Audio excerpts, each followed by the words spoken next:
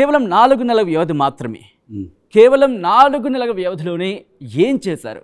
ఆర్మూర్లో ప్రజలకి ఏ మాయ చేశారు మీరు అక్కడ గెలవడానికి? మాయ కాదండి, మనసు గెలుచుకున్నాను. మాయ చేసేది ఇప్పుడున్న గత ప్రభుత్వము. మాయలు చేయటము, మంత్రాలు చేయటము, యువకులని ఉన్న వర్గాల మోసం చేసి తెలంగాణ పచ్చని రాష్ట్రాన్ని, ఒక పచ్చని సంసారాన్ని ఎట్లా కూల్చారు. ఒక ఉమ్మడి రాష్ట్రాన్ని వాళ్ళ స్వార్థ ప్రయోజనాలకు రాష్ట్రాన్ని విడగొట్టి 10 సంవత్సరాల నుంచి తెలంగాణ ప్రజలని అన్ని రకాలుగా అభివృద్ధి వైపు ముందుకెళ్లకుండా వెనుకకు నెట్టారు. కాబట్టి ప్రజలలో ఒక నిస్పృహ, ఒక రకమైన ఆందోళన. ఏంది అసలు మేము కోరుకున్న తెలంగాణ ఏంటి, వచ్చిన తెలంగాణ ఏంటి? ఉదయం లేస్తే అక్క అంటారు, బావ అంటారు, మామ అంటారు అన్నట్టు తెలుగు సినిమా ఎన్ని సంవత్సరాలు నడవాలి? కానీ రాకేష్ రెడ్డి గారు, మహామహులకే ఏడాదికి అక్కడ వాళ్ళు ప్రచారం చేస్తూ ఉంటారు. అలాంటి వాళ్ళకే సాధ్యం కాదు. కేవలం 4 నెలల వ్యవధిలోనే, 4 నెలలకు ముందే మీరు డెసిషన్ తీసుకున్నట్టుగా తెలుస్తోంది. 4 నెలల వ్యవధిలోనే ఏంటి అక్కడ మీరు ప్రయోగించిన బాణం ఏంటి? అంటే ఒక సుమారు 500 రూపాయల జీతం గురించి 30 రోజులు వెయిట్ చేసేవాడిని. 30 రోజులు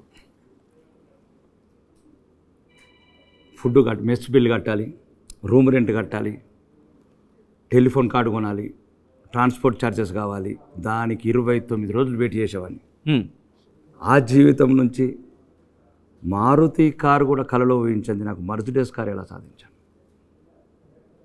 మట్టిలో నుంచి వచ్చిన వాడిని మనిషిగా ఎలా తయారయ్యాను? ఒక రాతిలాగా ఉన్నవాడిని, ఒక మొరటు, ఒక మామూలు పల్లెటూరు, తల్లి లేని అనాథని, తండ్రి లేని అనాథని. సరైన చదువు లేదు, సరైన సంస్కారం లేదు. ఎలా ఎదిగాను? కానీ నా స్ట్రైట్ క్వశ్చన్, నేను దాని గురించి అడుగుతాను మీకు, మేము ఆ విషయాన్ని రాబోతున్నాను. అంటే ఈ రకంగా ఎదగటానికి, అంటే ఒకవేళ కళలలో ఊహించని ఎదుగుదల వచ్చినప్పుడు ఇట్లాంటి విజయాలు సాధ్యమవుతాయని చూపించడానికి ఒక యువతకు మీరు నిజాయితీగా, నిర్భయంగా దేవుణ్ణి, ప్రకృతిని, ప్రజలను నమ్ముకొని వచ్చినట్టు రాజకీయాలు కాదు, ప్రతి దాంట్లో సక్సెస్ సాధిస్తామని చెప్పడానికి ఉదాహరణ. కేవలం ఆర్మూర్లో జీవన్ రెడ్డిని టార్గెట్ చేసి, కేవలం ఆర్మూర్లో జీవన్ రెడ్డి మీద కక్ష కట్టుకొని వెళ్ళడమే మీ గెలుపు కారణమా? జీవన్ రెడ్డి అంటే ఎవరు? ఒక మామూలు మీలాగా ఇట్లా ఆధార్ కార్డు, మామూలు ఆధార్ కార్డు హోల్డర్, 142 ఆధార్ కార్డులు, అతను ఒక ఆధార్ కార్డు. కానీ ఒక దొర బానిస, ఎర్రవెల్లిలో ఉన్న రాజకుటుంబం దగ్గర బానిసగా ఉండి 87 పల్లెలను చెరబడతాడా? ఇదా మేము కోరుకున్నాం? అంటే ఇదా ప్రజాస్వామ్యం అంటే? మర్డర్లు, మానభంగాలు, అత్యాచారాలు, గిరిజనుల మీద అక్రమ కేసులు, ఎవడు బెదిరిస్తే అన్నీ మీరే కదా లలో, ఆన్లైన్లలో, టీవీలలో లైవ్గా చేసినారు. ఎక్కడ పోయింది మీడియా? ఎక్కడ పోయింది? యూట్యూబ్లలో పెట్టారు కదా, లక్షలాది వ్యూస్ వచ్చాయి కదా. గిరిజన బిడ్డలు చంపేస్తా, లేపేస్తా అని మీరే కదా మీడియానే పెట్టింది కదా. తలారి సత్తం లాంటి దళిత బిడ్డల మీద టిప్పర్లు ఎత్తి నేను మీరే రాశారు కదా, మీరే ఇంటర్వ్యూలు చేశారు కదా, నేను కాదు. 10 సంవత్సరాలు చెప్పింది చెప్పకుండా మీ మీడియానే చెప్తుంది. ఎందుకు ప్రభుత్వాలు స్పందించలేదు? ఎందుకు న్యాయ వ్యవస్థ స్పందించలేదు? ఎందుకు పోలీసు వ్యవస్థ అని పట్టుకోలేదు? ప్రజాస్వామ్యంలో కోట్లాది మంది త్యాగాలు చేస్తే వచ్చిన భారత స్వాతంత్రం ఏం వీడి గురించా? 23 ఏళ్ల బిడ్డ భగత్ సింగ్ ఉరితాడు ముద్దాడింది వీడి గురించా? వీళ్ళ గురించా? ఉద్దమ్ సింగ్ 12 సంవత్సరాలు జనరల్ డైర్ని లండన్లో, ఇంగ్లాండ్లో చంపడం ఇదా స్వాతంత్రం కోరుకున్నది? కోట్లాది మంది అజ్ఞాతంలో ఎందరో వీళ్ళ గురించా? మంగళ్ పాండే మొదటి తూటా వేల్చింది. కోట్లాది మంది ప్రజలు త్యాగాలు చేస్తే, కోట్లాది మంది ప్రజలు తమ సర్వస్వం అర్పిస్తే, ఆడబిడ్డలు లండన్లో ప్రకటించేవాళ్ళు. ఒకసారి తెలుసో లేదో తెలుసుకోండి. ఆర్మీలో జాయిన్ కమ్మంటే ఇక్కడ సెక్స్ ఫ్రీ అని ఇచ్చేవాళ్ళు ఈ దేశంలో, కంటోన్మెంట్లల్లో. అది భారతదేశం. అది దేశం కోల్పోయితే వచ్చిన స్వాతంత్రం ఇది. మర్చిపోయినారు అందరూ. జీవన్ రెడ్డి అన్నాడు ఒక అనామకుడు. ఆ అనామకుడిని ఏ వ్యవస్థ ఏం చేయలేదు. ఇంత మీడియా మిత్రులు ఉన్నారు. నన్ను అడగడానికి 9 మంది ఉంటే వాడిని అడగడానికి 90 మంది ఏమైనా ఆ రోజు 10 ఏళ్ళ నుంచి. ఈరోజు నన్ను అడుగుతున్నారు కదా జీవన్ రెడ్డి గురించి. పల్లెకి వెళ్ళండి, పల్లెకి 87 పల్లెలని, ప్రతి పల్లెల గజగజ వణుకుతున్నారు వారికి. అందు గురించి నేను వెళ్ళాను. నా ప్రాంతాన్ని కాపాడుకోవాలి, నేను పుట్టిన గడ్డ రుణం తీసుకోవాలి అన్నప్పుడు అది సాధ్యం. నేను కానీ ఇన్నాళ్ళు గుర్తుకు రాని ఇష్యూస్ కావచ్చు అంటే ఎలక్షన్స్ ముందే మీకు గుర్తు వచ్చాయా? 4 నెలలు అదే చెప్తున్నాను నేను. ఒకటండి, ఫస్ట్ మీరు గమనించాల్సిందంటే నేను ఒక ఇండస్ట్రియలిస్ట్ని. దేశ విదేశాల్లో నేను ఓపెన్గా చెప్పాను, ఈ ఇంటర్వ్యూలో కూడా చెప్పాను. నాకు జనరల్గా 30 సంవత్సరాల నుంచి కూడా నా ప్రాంతానికి సన్నిహిత సంబంధం లేవు.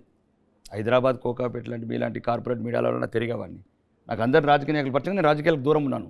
నాకు రాజకీయం అనేది కొద్దిగా డిఫరెంట్, నాకు అర్థం కాని లాంగ్వేజ్ అది. నేను 2023 వరకు కూడా చాలా ఒక సగం జీవితం సొంతానికి సరిపోయింది. మిగతా జీవితం ఏదైనా రాజకీయాల్లోకి వెళ్ళి నా ప్రజలకు ఏదైనా సేవ చేద్దాము. నాకు ఒక 120 దేశాలు తిరిగాను. ఒక ఐడియాలజీ ఉంది. న్యూజిలాండ్ నుంచి పడితే న్యూయార్క్ వరకు, కంబోడియా నుంచి పడితే కాశ్మీర్ వరకు నా అనుభవాలు ఉన్నాయి నాకు.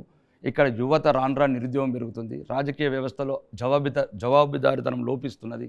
ఎవడో ఏంటో అసలు లక్షల కోట్ల అవినీతి. ఫర్ ఎగ్జాంపుల్ కోకాపేట ఉంది, కోకాపేట రోడ్డు, గండిపేట రోడ్డు. నేను వెళ్ళినప్పుడు 6 అంతస్తులే పర్మిషన్ ఉంది. అదే రోడ్డు ఉంది, అదే ఇన్ఫ్రా ఉంది, 60 అంతస్తుల పర్మిషన్ ఎందుకు ఇస్తుందో అర్థం కావట్లేదు.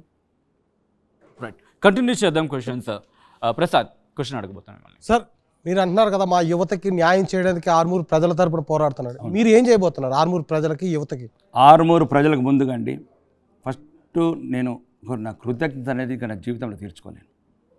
ఎవరో తెలియని బిడ్డని, మామూలుగా కొద్దిగా ఇండస్ట్రీస్ ఉన్నాయి అక్కడ, కొంతమందికి సోషల్ వర్క్, చారిటీస్ వర్క్, కొంతవరకే కొన్ని గ్రామాల వరకే ఉంది తప్ప 87 పల్లెలు నేను పరిచయం లేను. కానీ ఆ ఊర్లో చూసిన ప్రతి చోట భయం, అతని మాజీ ఎమ్మెల్యే గురించి మాట్లాడటానికి. విలేకరులు కూడా, నేను అరుదుకున్న విజయోత్సరాలు కూడా చెప్పాను. నేను ఫస్ట్ రోజు ఏదైతే వెళ్ళానో 80 మంది విలేకరులు వచ్చారు. పక్కన కూడా చెప్తున్నారు, ఈయన జీవన్ రెడ్డి మనుషులు సరిగ్గా మాట్లాడు, ఈయన ఇది చెప్తుంది, ఈయన గీగిరా ఈ జీవన్ రెడ్డి ఏంది, కథ ఏంది, మీడియా అంటే ఒక స్వేచ్ఛాయుతంగా ఉండాలి, ఏదో కొద్దిగా ఉంటుండొచ్చు. 100కు 100 బానిసత్వంలోకి వెళ్ళిపోవడం అనేది కరెక్ట్ కాదు.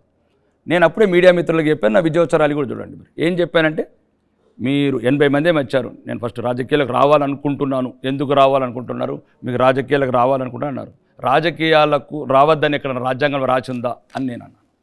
మేము ఎందుకు రావద్దు అంటే, దుర్మార్గులు రాజ్యం వెళ్తే మౌనం, ఏవైతే మేధావులు మౌనంగా ఉంటే ఎట్లా చెడిపోతున్నారు అంటారు. మేము కూడా అంతే, మీరు అందరిని అనేది కూడా అంతే. అందరం ఎక్కడొక చోట మనం చేయాలి, మొదలు పెట్టాలి.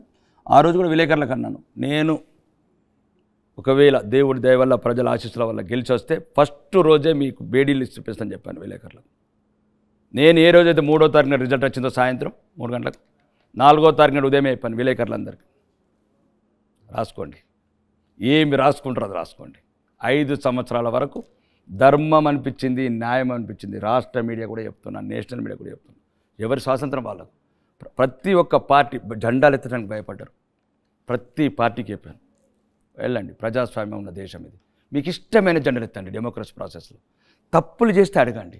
మరిన్ని వీడియోస్ కోసం ఛానల్ సబ్స్క్రైబ్ చేయండి. లేటెస్ట్ అప్డేట్స్ కోసం వాట్సాప్ ఛానల్ ఫాలో చేయండి. అండ్ లింక్ డిస్క్రిప్షన్లో ఉంది.